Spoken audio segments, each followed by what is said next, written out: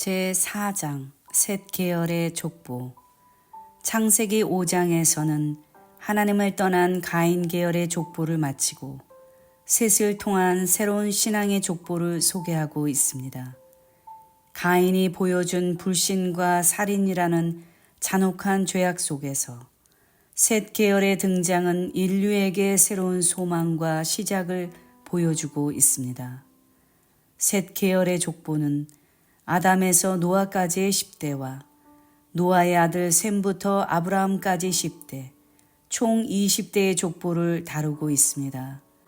첫째, 이 족보 속에는 타락한 세상의 구원자로 메시아가 오시기까지의 구속사적 경륜이 흐르고 있습니다. 둘째, 이 족보는 심판 가운데 인류를 구원할 구원자의 그림자로서 아담부터 10대 만의 노아를, 셈부터 10대 만의 아브라함을 제시하고 있습니다. 이 두 사람은 심판 가운데서 구원할 구원자의 모형이며 구속 역사의 중심 인물입니다. 셋째, 장차 이루어질 재림을 소망하는 성도들에게 필요한 올바른 믿음의 모형을 배우게 됩니다. 20대 족장들 속에 역사하셨던 하나님은 바로 오늘 우리의 하나님이십니다. 이번 장에서는 셋 계열의 족보에 등장하는 20명의 인물들의 이름과 시대적 배경, 그들의 경건성과 예배의 정신 등 믿음의 삶을 소개할 것입니다.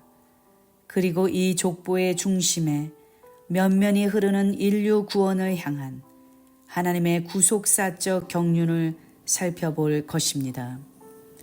첫 번째, 아담에서 노아까지의 족보. 이제부터 살펴볼 아담부터 노아에 이르는 10대의 역사에는 인류의 창조와 타락, 심판과 회복이라는 일정한 주기가 2번 반복되고 있습니다.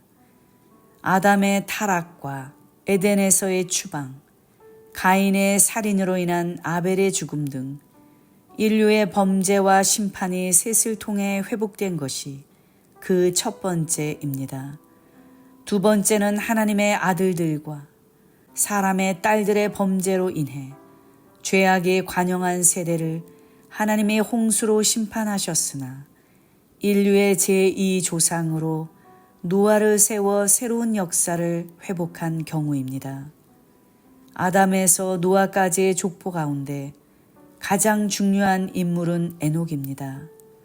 가인의 족보에서 아담의 7대 손 라멕은 그 행적이 비교적 자세하게 기록된 중요한 인물이었습니다. 마찬가지로 셋의 족보 역시 아담의 7대 손인 에녹을 중요한 인물로 강조하고 있습니다. 에녹은 아담과 308년 동안 동시대에 살면서 아담이 전하여 준 하나님의 말씀을 그대로 믿음으로써 죽음으로 끝나는 인류의 운명을 깨고 하나님과 동행하여 최초로 죽지 아니하고 승천한 인물이었습니다. 아담에서 노아까지의 족보에서 특별한 부가 설명이 없는 족장들은 게난, 마할랄렐, 야렛, 무두셀라입니다. 비록 이들의 삶에 대한 특별한 설명이 성경에는 없지만 이들이 장수한 것으로 보아 분명 신앙적이고 경건한 삶을 살았을 것으로 추정됩니다. 신구약 성경은 장수를 경건한 신앙과 관련된 하나님의 특별하신 복으로 수없이 말씀하고 있습니다. 잠언 3장 1절과 2절에서는 내 아들아 나의 법을 잊어버리지 말고 내 마음으로 나의 명령을 지키라. 그리하면 그것이 너로 장수하여 많은 해를 누리게 하며 평강을 더하게 하리라 라고 말씀하고 있습니다. 그러나 악한 자는 그 수명을 반으로 짧게 줄이신다고 말씀하고 있습니다. 아담부터 노아까지 10대의 족장들은 모두 장수하였습니다. 죽음을 보지 않고 365세에 승천한 에녹을 제외하고 9명 족장들을 장수한 순서대로 살펴보면 무두셀라가 969세로 최장수 인물이고 그 다음이 야렛이며 순서대로 노아, 아담, 셋, 게난, 에노스, 마할랄렐, 라멕입니다. 7명이 900년 이상 살았습니다. 오늘날에는 볼 수 없는 놀라운 장수입니다. 죄로 인하여 죽을 수밖에 없는 현실에도 불구하고 이토록 장수한 것은 경건한 자손이 받은 하나님의 특별한 혜택이요, 이 땅에서 누린 최고의 축복이었습니다. 이에 대하여 김 의원 박사는 그에 져서 하늘과 땅 그리고 족장들의 톨레도에서 장수의 복은 가인의 후예와는 달리 셋의 후예들에게 주어진 하나님의 특별하신 복으로 보아야 한다고 하였습니다.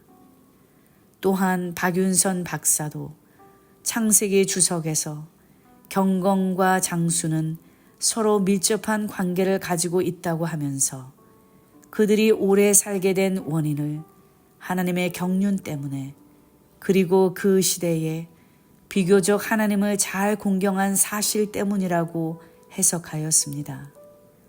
지금부터 창세기 5장에 나오는 독특한 족보 형식과 10명의 인물들의 삶과 생애, 그리고 그들의 이름 속에 깃들인 영적 의미를 상고하는 가운데 하나님의 구속 섭리와 경륜을 함께 살펴보도록 하겠습니다.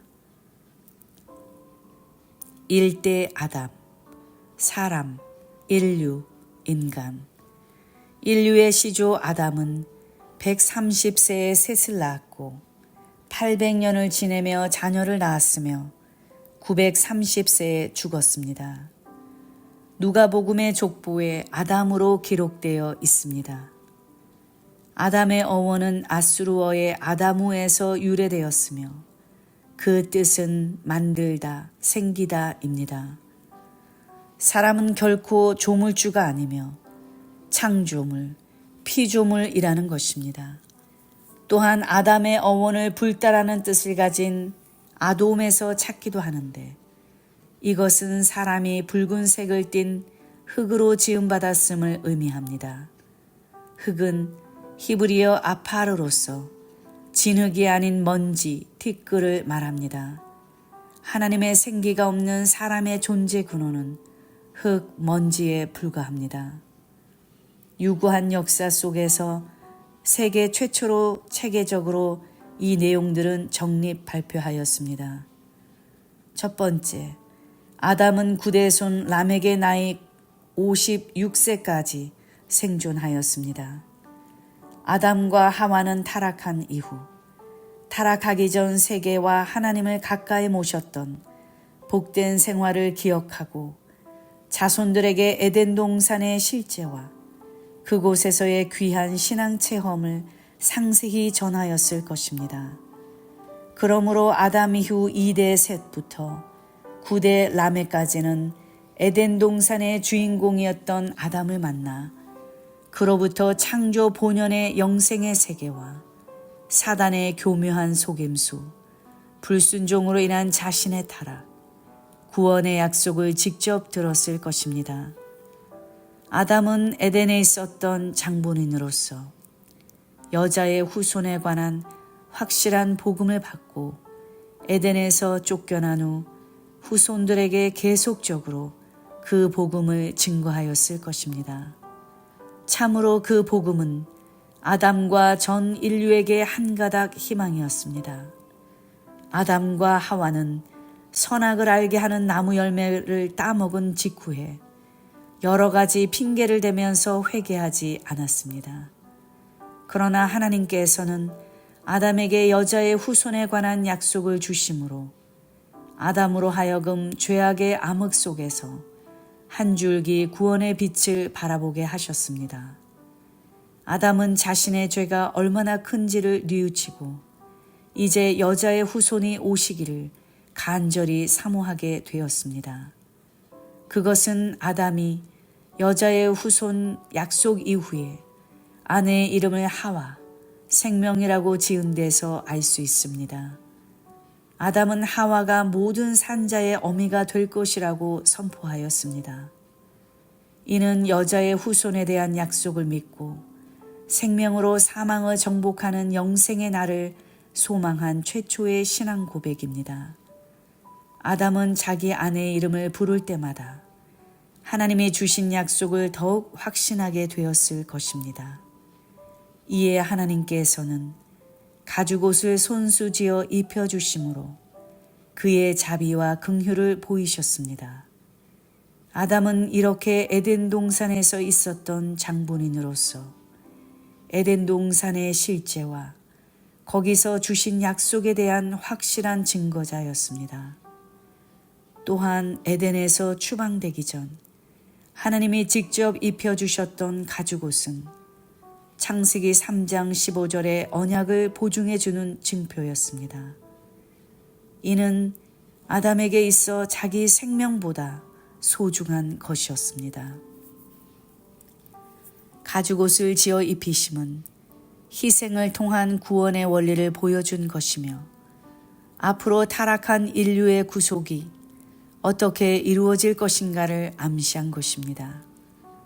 왜냐하면 가죽옷을 마련하기 위해서는 반드시 한 생명의 희생이 있어야 하기 때문입니다. 이것은 장차 있을 예수 그리스도의 십자가 희생을 예표합니다.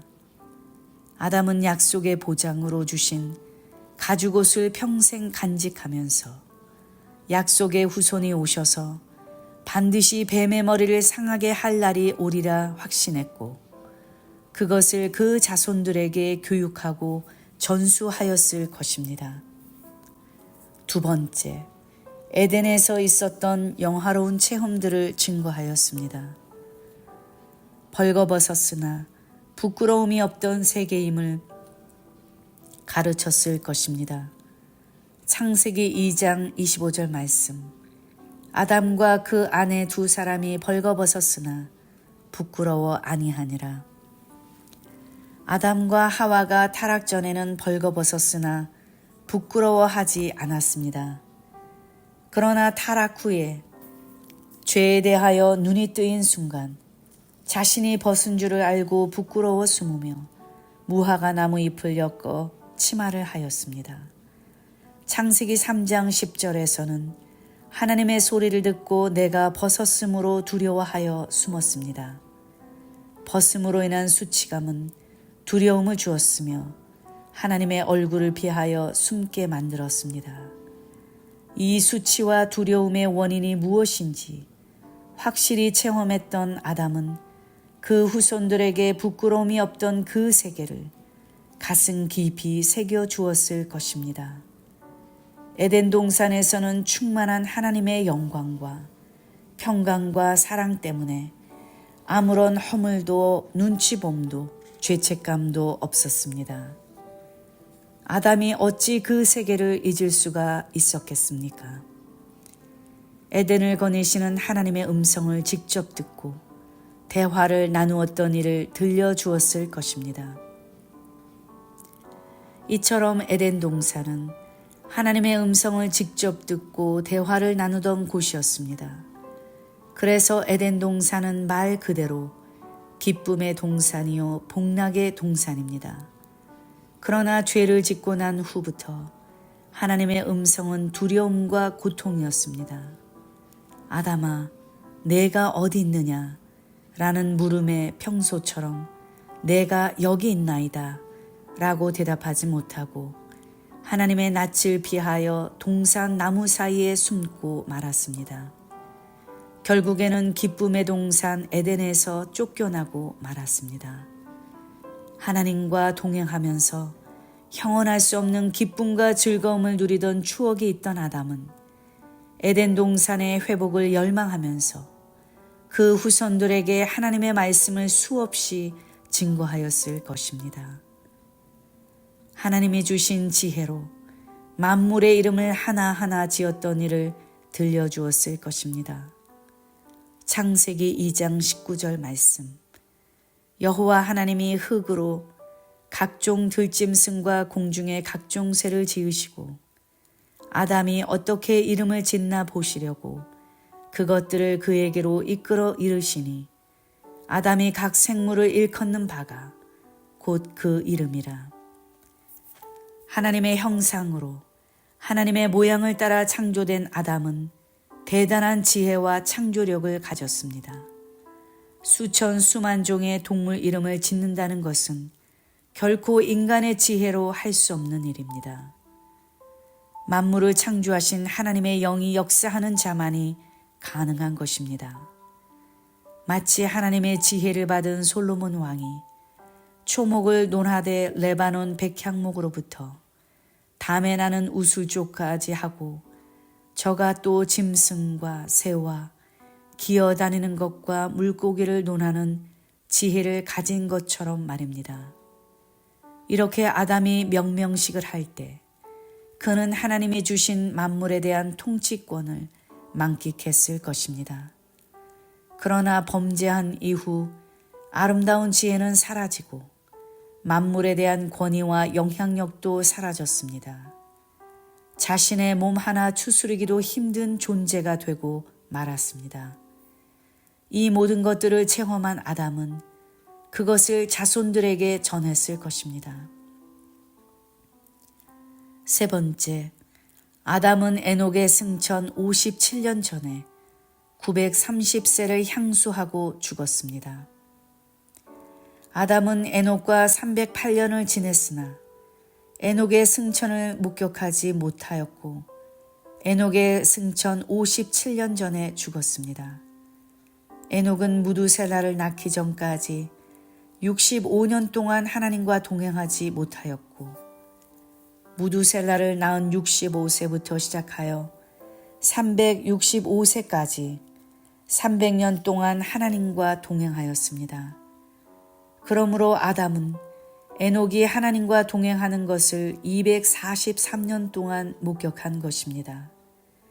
그는 에녹에게 죄 짓기 전에 에덴 동산에서의 삶과 죄를 짓고 에덴에서 쫓겨난 이후의 삶에 대하여 진지하게 가르쳤을 것입니다. 이러한 아담의 메시지는 그의 7대손 에녹이 하나님과 동행하고 그 이후에 승천하는 데 지대한 영향을 끼쳤을 것입니다. 아담은 930년을 향수하고 죽었습니다. 창세기 5장 5절에서 아담의 죽음을 그가 930세를 향수하고 죽었더라라고 말씀하고 있습니다. 여기에 나오는 죽었더라는 히브리어로 무트인데 이 단어는 자연사를 뜻합니다. 이것은 가인이 아벨을 죽인 타살 이후 성경에 나오는 자연사에 대한 최초의 기록입니다. 이 무트라는 단어가 성경에 처음 기록된 것은 창세기 2장 17절입니다. 여기에서 하나님은 아담에게 선악을 알게 하는 나무의 실과는 먹지 말라. 내가 먹는 날에는 정녕 죽으리라 라고 엄중하게 경고를 하셨습니다. 이제 이 경고가 아담의 죽음을 통하여 바야흐로 역사적인 현실로 나타나기 시작한 것입니다.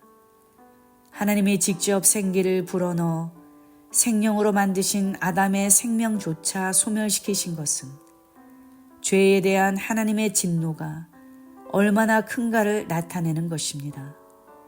인류의 시조 아담의 죽음은 오고 오는 모든 아담의 후예들의 죽음의 시작이라는 점에서 더욱 비극적입니다.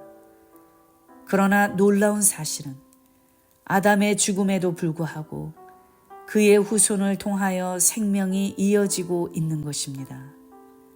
창세기 5장에 28번이나 등장하는 낳았고 낳은 후 낳았으며 낳았더라는 히브리어로 얄라드의 히필형인데 이것은 하나님의 강력한 의지를 보여주고 있습니다. 하나님은 인간들의 죄로 인한 죽음의 저주 속에서도 이 죽음을 극복하기 위한 길고 긴 생명의 구속사를 시작하신 것입니다.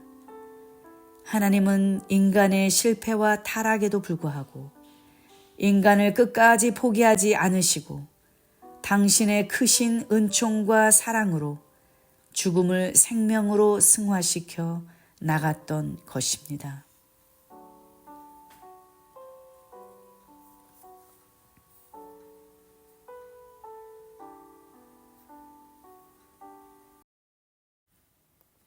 이대 셋, 대신한 자, 대체, 고정된 자, 기초 혹은 토대.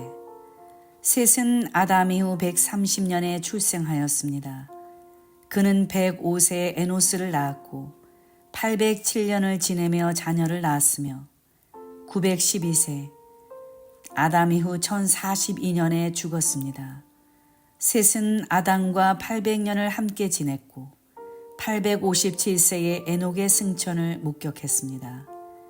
누가복음의 족보에 셋으로 기록되어 있습니다. 아담의 둘째 아들은 아벨이었습니다. 아벨은 히브리어로 헤벨로서 뜻은 허무, 공허, 숨, 입김입니다. 그의 생이 갑자기 끝나게 될 운명임을 부지 중에 암시하는 것입니다. 본래 자녀에게 좋은 이름을 지어주려 함이 부모의 본성임에도 아담은 그의 둘째 아들을 아벨이라 하였습니다. 죄로 인하여 손상된 인간 존재의 무상함과 허무함을 첫 조상 아담이 경험했음을 짐작해 합니다. 그런데 아담과 하와의 첫 아들 가인은 악한 자에게 속하여 동생 아벨을 죽임으로 말미암아 아담과 하와가 가졌던 새로운 생명에 대한 소망을 깨뜨리고 말았습니다. 그리고 가인은 여호와 앞을 떠나갔습니다. 이때 아담과 하와는 비통한 마음을 금치 못했을 것입니다. 아벨이 형 가인의 손에 처참하게 죽은 지 얼마 못 되어 큰 아들 가인마저 신앙의 길을 버리고 떠났으니 두 아들을 동시에 잃어버린 부모의 심정은 어떠했겠습니까? 야곱이 가장 마음에 두고 사랑했던 자식 요셉이 죽었다는 소식을 들었을 때 오래도록 아들을 위하여 애통하고 10 자식들의 위로가 헛되었으며 아들에게로 가리라 소리치며 울었던 것이 생각납니다. 이것이 두 아들을 한꺼번에 잃어버린 아담과 하와의 심정이 아니었을까요? 참으로 극심한 슬픔과 절망이 아담 가정을 어둡게 들이우고 있을 때 하나님은 가인이 죽인 아벨 대신에 다른 씨로서 셋을 주어 위로와 소망을 주셨습니다. 그의 나이 130세에 낳은 셋은 아벨 대신 주신 하나님의 크신 은혜였고 넘치는 소망과 위로의 선물이었습니다. 셋의 어원은 히브리어 쉬트로서 이것은 세우다, 고정시키다라는 뜻을 가지고 있습니다. 아벨은 그 이름처럼 허무하게 수를 다하지 못한 채 뿌리를 내리지 못하고 안개처럼 사라져 버렸습니다. 하지만 셋을 통해서 하나님의 역사가 온전히 세워지고 굳게 뿌리 내리기를 소원한 것입니다. 첫째, 셋은 아담의 모양, 형상과 같은 아들이었습니다. 아담은 자기 모양, 자기 형상과 같은 아들을 낳았습니다. 창세기 5장 3절 말씀. 아담이 130세에 자기 모양 곧 자기 형상과 같은 아들을 낳아 이름을 셋이라 하였고 이것은 아담 타락한 후 부분적으로 남아있던 하나님의 형상과 모양이 이제는 그의 아들 셋에게 이어지고 있음을 보여줍니다. 창세기 5장 3절은 셋을 아담의 모양, 형상과 같은 아들이라고 말씀하시므로 여자의 후손 약속을 받은 아담의 회복되어 가는 신앙이 셋에게 이어지고 있음을 보여주고 있습니다. 아버지 아담의 형상을 가지고 있는 아들은 가인이 아니라 셋이라는 것입니다. 하나님의 약속은 셋 계열에게 주어졌지 가인 계열에게 주어지지 않았습니다. 이는 타락에도 불구하고 아담에게 주셨던 하나님의 생명, 기본적인 하나님의 형상이 비록 완전하지는 않지만 새 세계에 지속적으로 이어지고 있음을 보여줍니다. 동물과 구별되는 인간 생명의 가치와 존엄성은 인간이 바로 하나님의 형상대로 창조되었다는 사실 위에 확립되는 것입니다. 아담의 타락에도 불구하고 하나님의 형상은 비록 온전한 모습은 아닐지라도 계속 이어졌던 것입니다. 둘째, 셋은 하나님의 주신 다른 씨였습니다. 가인의 후손들이 계속적으로 살인과 거짓으로 온 세상을 어둡게 하는 동안 아담은 하나님이 구속사적 목적 가운데 다른 씨를 주셨음을 깨닫고 감사하면서 그 이름을 셋이라 하였습니다. 아담은 셋 계열을 통해 약속하신 구세주가 오시는 길이 열릴 것을 염원하고 확신했던 것입니다. 뼈아픈 눈물과 슬픔 속에 엉망진창이 되어버린 아담 가정이 셋으로 말미암아 재건된 것은 다른 씨를 주어서라도 반드시 여자의 후손이 나도록 하시려는 하나님의 열심의 흔적입니다. 이렇게 인류를 구속하시려는 하나님의 섭리는 멈추지 않고 흘러 마침내 마리아의 몸에서 예수 그리스도가 나셨습니다. 예수 그리스도는 인간 요셉의 씨가 아니고 성령으로 잉태된 다른 씨였습니다. 참으로 타락한 인간들을 구원하시려는 하나님의 계획은 인간의 머리로는 감히 생각하거나 계산할 수 없는 크고 놀라운 것이었습니다. 셋째, 셋은 메시아가 오시는 길을 굳게 하기를 소망하는 이름입니다. 셋은 다른 씨라는 의미 외에도 고정된 자, 기초라는 뜻을 가지고 있습니다. 이것은 구속사적으로는 하나님의 형상을 이어받은 셋이 믿음에 굳게 서서 약속하신 메시아가 오실 길을 요지부동하게 굳건히 고정시켜 주기를 소원한 것입니다. 참된 교회는 오직 반석 되신 예수님 말씀의 터 위에 세워져야 무너지지 않고 음부의 권세가 이기지 못합니다. 셋 계통으로 오신 예수 그리스도 그분의 터 위에서 말세의 지상교회가 견고하게 서게 될 것입니다. 넷째, 셋은 아담의 죽음을 목격했고 그 이후 에녹이 승천하는 것을 목격했습니다. 연대적으로 셋은 아담이 죽은 이후 112년 만에 죽었습니다. 그것은 셋이 죽은 해가 아담 이후 1042년이고 아담이 죽은 해가 930년이므로 1042년에서 930년을 빼면 112년입니다. 또 에녹이 승천한 것을 목격한 이후 55년 만에 죽었습니다. 이것은 셋이 죽은 해가 아담 이후 1042년이므로 에녹이 승천한 해는 980년을 빼면은 55년이 나옵니다. 그리고 셋이 죽고 14년 만에 구원자의 예표 노아, 아담의 10대 손이 출생했습니다.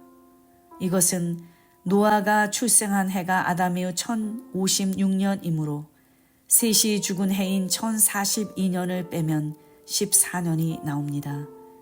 따라서 셋과 노아는 만나지 못한 것입니다. 3대 에노스. 아담, 연약한 사람.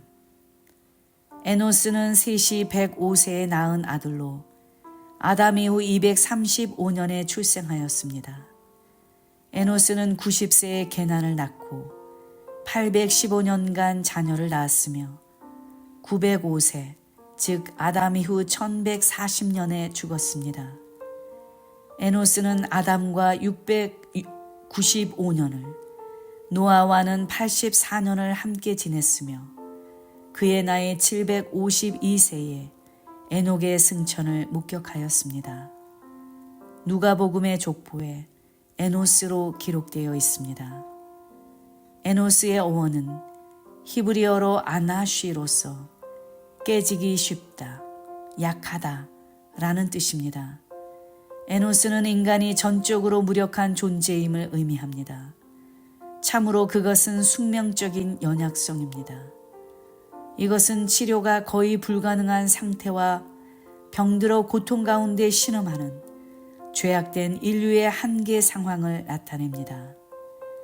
에노스 아버지 셋은 아담 타락 이후 거세게 밀려오는 죄악의 물결로 말미암아 이제 여호와를 찾지 않고서는 죄의 유혹을 도저히 이기며 살 수 없는 무력한 존재임을 절실하게 인식한 것입니다.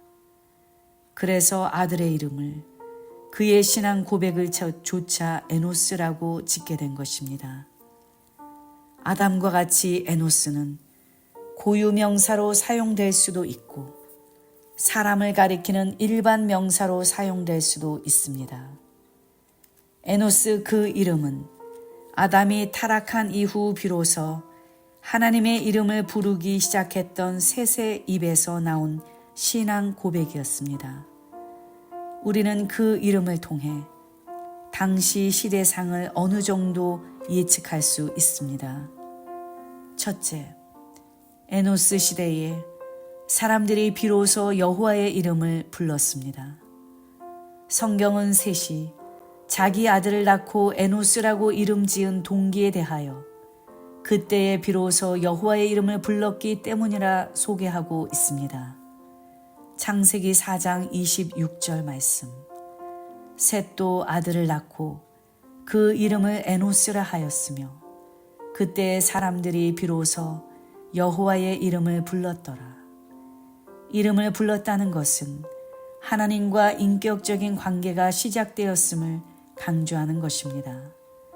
인간 관계에서도 서로 직함이나 계급으로 부르지 않고 직접 이름을 부른다는 것은 그만큼 그 둘이 친숙하고 가까운 사이임을 의미합니다. 특별히 성경에서는 인간이 하나님의 이름을 부르는 것을 구원과 직결되는 중대한 문제로 말씀하고 있습니다. 사도행전 2장 21절 말씀. 누구든지 주의 이름을 부르는 자는 구원을 얻으리라 하였느니라. 로마서 10장 13절 말씀. 누구든지 주의 이름을 부르는 자는 구원을 얻으리라. 그러므로 여호와의 이름을 부르기 시작했다는 것은 하나님과 인간 사이에 적극적인 사귐이 시작된 것을 의미합니다. 여기 부르다, 카라, 이것은 선포하다, 크게 외치다 라는 뜻으로 여호와의 이름을 멀리까지 알린 것을 뜻합니다. 에노스 시대에 참 예배가 확립되고 바르게 세워짐으로 몇몇 사람만이 아니라 많은 사람들에게 복음이 전파되고 알려지기 시작했음을 추정할 수 있습니다. 둘째, 에노스 시대에 하나님을 믿는 바른 의식, 예배 생활이 시작되었습니다. 창세기 4장 26절에서 여호와의 이름을 불렀다는 말은 쉽게 말해 공식적인 예배가 시작되었다는 뜻입니다. 창세기 4장 26절을 표준 새 번역에는 셋도 아들을 낳고 아이의 이름을 에노스라고 하였다. 그때에 비로소 사람들이 주님의 이름을 불러 예배하기 시작하였다라고 번역하였습니다. 이것은 아담 이후 235년 만에 처음 드린 제사를 뜻하는 것은 아닙니다. 가인과 아벨도 제사를 드린 것으로 보아 이미 제사 드린 지는 오래되었습니다. 따라서 비로소 여호와의 이름을 불렀다는 뜻은 하나님을 올바르게 섬기기 위한 규칙적인 예배 생활을 말합니다. 신학자들은 에노스 시대에 대하여 하나님의 임재를 갈망하는 예배의 근본 정신과 예배가 확립된 때라고 말하고 있습니다. 이것은 내 의지를 버리고 하나님의 통치를 100% 수용하겠다는 자세이며 또한 당시 편만한 죄악으로 말미암은 극한 상황에서 속히 구원해 주시기를 호소하는 자세입니다. 가인의 후손들이 교만하여 스스로의 힘으로 모든 것을 해결하려 하고 세속 문화에 심취해 있을 때 경건한 셋의 후손들은 하나님 앞에 겸손히 나아가 그분과 교제하는 예배 생활을 세워 나갔습니다. 셋째, 에노스는 스스로 구원하기에 무능하고 나약한 전 인류를 예표합니다. 우리는 자신이 죽을 수밖에 없는 존재임을 깨달을 때 비로소 산 제물로서 영적 예배를 드릴 수 있으며 그러한 마음으로 하나님의 이름을 간절히 부르고 찾을 때 구원을 선물로 받을 수 있습니다. 사도 바울은 오호라 나는 곤고한 사람이로다 라며 자신의 힘으로는 사망을 이길 수 없는 에노스적인 존재임을 깨달은 후에 로마서 8장 2절과 2절에서 죄와 사망의 법에서 너를 해방하였음이라 라고 고백하였습니다. 또한 사도 바울은 내 은혜가 내게 족하도다. 이는 내 능력이 약한 데에서 온전하여짐이라는 음성을 듣고 도리어 자신의 약함을 크게 기뻐하고 그 약한 것들을 자랑하겠다고 하였습니다. 이것은 약함 속에서 하나님의 이름을 부를 때 비로소 그리스도의 능력이 머물 수 있다는 깊은 진리를 터득하였기 때문입니다. 연약한 사람이라는 에노스 그 이름의 뜻처럼 인간들은 아주 약하여 날마다 시험과 유혹에 빠지기 쉬우며 언제든지 죄에 대해서 꼼짝 못하는 무능력한 존재입니다. 죄 가운데에서 필경은 죽을 수밖에 없는 존재입니다. 이에 에노스 시대의 경건한 사람들은 하나님의 이름을 찾고 부르짖는 일, 곧 예배 드리는 일에 전심 전력을 다하였으며 인간은 죄와 사망의 짐에 눌려있는 연약한 존재임을 온몸으로 고백하였습니다. 오직 여자의 후손이 오시기 전까지는 인간 스스로는 자기를 구원할 수 없는 무력한 존재임을 고백한 것입니다. 오늘날도 자신이 에노스임을 고백하며 진심으로 하나님의 통치를 기다리는 자들, 그들을 통한 참 예배의 부흥이 간절히 요청되고 있습니다. 4대 계난, 뜻밖의 얻은 아들, 광대한 소유. 계난은 에노스가 90세에 낳은 아들로 아담 이후 325년에 출생하였습니다. 계난은 70세에 마할랄레를 낳고 840년을 지내며 자녀를 낳았으며 910세, 즉 아담 이후 1235년에 죽었습니다. 계난은 아담과 605년을, 노아와 179년을 함께 지냈고 그의 나이 662세에 에녹의 승천을 목격하였습니다. 누가복음의 족보에 가이난으로 기록되어 있습니다. 계난의 어원은 히브리어로 카난으로서 이것은 둥지를 만들다, 보금자리를 마련하다는 뜻입니다. 인간의 연약성과 무능함을 깨달은 셋의 후예들은 에노스 때에 이르러 참다운 회개와 더불어 여호와의 이름을 부르면서 신앙 부흥 운동을 시작합니다. 그리고 그의 아들 게난 때에 드디어 신앙의 둥지를 틀고 보금자리가 마련되어 신앙의 정립이 이루어졌음이 게난의 이름 속에 암시되어 있습니다. 첫째, 게난은 뜻밖의 긍휼을 얻었다는 의미입니다. 아마도 게난은 하나님의 섭리 가운데 뜻밖의 얻은 큰 선물로서 큰 기쁨의 아들이었던 것 같습니다. 하나님은 우리 인생들을 긍휼히 여기시고 예수 그리스도라는 큰 선물을 주셨습니다. 왜 예수 그리스도가 인류에게 뜻밖의 선물입니까? 첫째, 그 구속의 사랑과 은총이 너무 크고 너무 높고 너무 깊어서 인간 편에서는 뜻밖의 일입니다. 그 선물은 누구나 받을 수 있고 받는 자에게는 두려움이 아니고 기쁨의 좋은 선물입니다. 둘째, 우리에게 구원받을 만한 어떤 요소가 없기 때문에 뜻밖의 일입니다. 무슨 자격이나 친분이 있어서 주신 것이 아니고 전적인 은혜입니다. 참으로 우리가 받은 구원은 뜻밖의 얻은 기쁨의 선물, 영광의 선물, 가장 큰 선물입니다. 에베소서 2장 8절과 9절 말씀. 너희가 그 은혜를 인하여 믿음으로 말미암아 구원을 얻었나니 이것이 너희에게서 난 것이 아니요 하나님의 선물이라.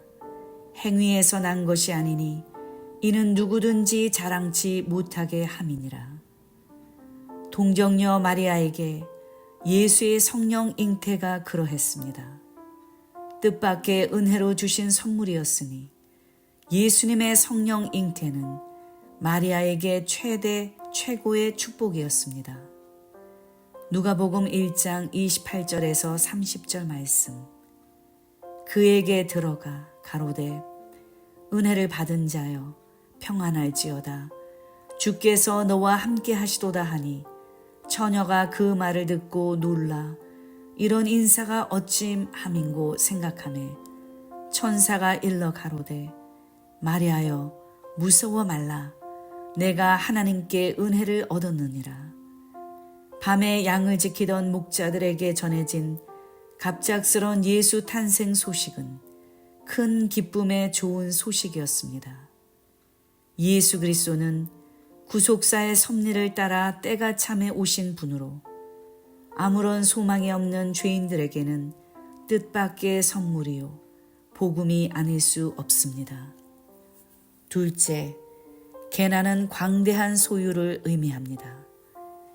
에노스는 뜻밖의 얻은 게난을 통해서 신앙의 영역이 확장되고 나아가 에덴에서 가졌던 통치권이 회복되기를 갈망했던 것 같습니다. 광대한 소유라 함은 타락 이후 잃어버린 창조 역사의 회복, 만물에 대한 소유권, 통치권 회복을 소망하면서 지은 이름인 것 같습니다. 이를 볼 때 구속사적으로 게나는 예수님이 전 인류를 구원하시기 위해 기쁘고 좋은 소식으로 이 땅에 오셔서 만유를 완전히 회복하실 일에 대한 예표적 이름입니다. 그들의 고백을 통해서 볼 때 셋의 후손들이 이전보다 더욱 크신 하나님, 즉 거대한 우주 만물의 주인이신 창조주를 믿는 그 믿음의 지경이 크게 넓어졌음을 추정할 수 있습니다. 오늘 우리도 땅을 정복하라는 하나님의 명령과 너희는 가서 모든 족속으로 제자를 삼아라라는 예수 그리스도의 명령을 따라 복음으로 세상을 정복하여 이 땅을 하나님의 광대한 소유로 만들어 나가야 할 것입니다. 5대 마할랄렐, 하나님께 찬양, 하나님께 영광. 마할랄렐은 게난이 70세에 낳은 아들로 아담 이후 395년에 출생하였습니다. 마할랄렐은 65세에 야렛을 낳고 830년을 지내며 자녀를 낳았으며 890세, 즉 아담 이후 1290년에 죽었습니다. 마할랄렐은 아담과 535년을, 노아와는 234년을 지냈고 그의 나이 592세에 그의 손자 에녹의 승천을 목격하였습니다. 누가복음의 족보에 마할랄렐으로 기록되어 있습니다. 마할랄렐은 찬양하다라는 뜻의 히브리어 동사 할랄에서 유래한 명사 마할랄, 명성, 찬양과 하나님의 이름인 엘의 합성으로서 하나님께 찬양이라는 의미를 지니고 있습니다. 찬양한다는 것은 가사를 지어 곡을 만들고 하나님의 아름다운 덕을 기리는 것으로 아름다운 자연과 훌륭한 사람들에게 할 수 있는 최고의 찬사를 뜻합니다. 역사의 주관자이신 하나님 한 분만이 진정한 예배와 찬양을 받으시기에 합당한 분이십니다. 그러므로 하나님을 찬양하는 일이 본격적으로 그 이름에까지 대두된 것은 당시 폭발적인 영적 부흥과 신앙 성장으로 하나님과 심히 가까워진 상태를 암시합니다. 아마도 에노스 때부터 하나님께 경배하는 공식적인 예배가 시작되었던 것이 게난 때에는 경건한 성도들의 보금자리와 터전이 세워지고 마련되었으며 마할랄렐 때에는 찬송이 충만한 예배 가운데 하나님이 임재하시고 그 찬송으로 영광 받으시게 된 것 같습니다. 첫째, 찬양을 받기에 합당하신 분은 오직 하나님이십니다. 찬송은 하나님의 하나님 되심에 대한 피조물에 마땅한 응답입니다. 찬송은 노래로 하나님을 찬양하는 것입니다. 시편 150편 6절에서는 호흡이 있는 자마다 여호와를 찬양할지어다 할렐루야 라고 말씀하고 있습니다. 여기 할렐루야의 원어적 의미는 너희들아 여호와를 찬양하라 입니다. 어거스틴은 찬송이란 하나님을 노래하고 찬양하는 것이라고 하였습니다. 오늘날 우리도 마할랄렐의 이름의 의미처럼 하나님을 찬양하는 삶을 통해 하나님께 영광을 돌리시기를 바랍니다. 둘째, 찬양은 하나님의 능력을 일으키는 동력입니다. 큰 소리로 소리질러 찬양할 때 여리고 성이 무너졌으며 사울의 악신이 떠났으며 깊은 감옥의 문이 열리고 지진이 일어나며 모든 메인 것이 풀어졌습니다. 찬양을 앞세워 나간 전쟁에서 크게 승리하였습니다.